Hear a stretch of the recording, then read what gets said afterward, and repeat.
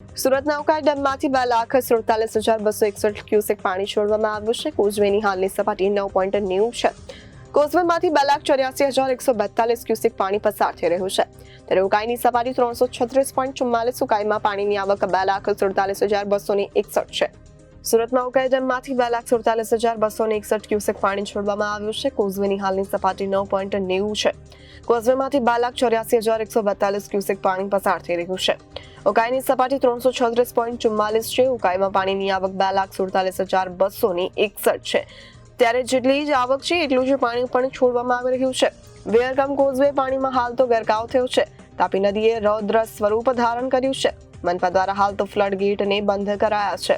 ગુજરાતભરમાં જે રીતે સર્વત્ર વરસાદને કારણે મેઘો છે તે મંડાણો છે અને ધીરે ધીરે ગુજરાત સહિતના અનેક વિસ્તારોને બાનમાં લીધા છે અને વાપી વલસાડ જેવામાં અનેક રીતે વરસાદ છે તે ધોધમાર વરસતો હતો, પરંતુ દક્ષિણ ગુજરાતમાં જે રીતની દસ્તક દીધી છે અને તે પ્રમાણેના દ્રશ્યો સામે આવી રહ્યા છે કે ઉકાઈ ડેમમાંથી જે પ્રકારે પાણી છોડવામાં આવી રહ્યું છે અને આ પ્રમાણે વિયરકમ કોઝવેનો નજારો છે તે ભયજનક સ્થિતિ ઉપરથી પસાર થતો નજરે પડી રહ્યો છે. અને આ પ્રમાણેની સ્થિતિ છે તે રાંદેરના વિયરકમ કોઝવેની છે. ત્યારે મહત્ત્વની વાત છે કે જે રીતના રૂલ લેવલ છે એટલે કહી શકાય કે આજે ભયજનક સપાટી છે તે વટાવી ચૂક્યો છે અને તેના ઉપરથી જે રીતે ઘસમસતા પાણીનો પ્રવાહ છે તે જઈ રહ્યો છે અને તાપી નદી મૈયા છે તે તેમનું જે રૌદ્ર સ્વરૂપ હોય અને ગાંડી તૂર બની હોય તાપી નદી, તે રીતના દૃશ્યો હાલ આ રીતે જોવા મળી રહ્યા છે. અને ખાસ કરીને હજુ પણ સતત જે રીતની વરસાદની આગાહી છે અને વધુ વરસાદ વરસે એટલે કે આ રીતનું પાણી છોડવાની સાથે અનેક વિસ્તારોમાં જે પાણી ભરાવાની સમસ્યા પણ જે રીતની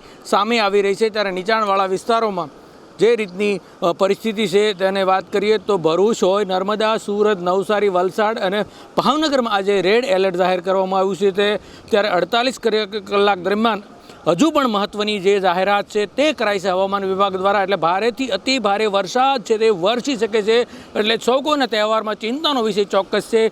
ત્યારે અહીં જે પ્રમાણે પોલીસ છે પણ તે તૈનાત કરી દેવામાં આવ્યો છે, કારણ કે આ પાણીને જોવા જે સહેલાણીઓ આવતા હોય છે અને તે પ્રકારે અહીં પોલીસ બંદોબસ્ત પણ ચાંપતો ગોઠવી દેવામાં આવ્યો છે અને પોલીસને પણ અહીં તૈનાત કરી દેવામાં આવ્યો છે. બીજી તરફ તંત્ર પણ સાબદું બન્યું છે અને નીચાણવાળા વિસ્તારોને એલર્ટ કરી દેવામાં આવ્યા છે.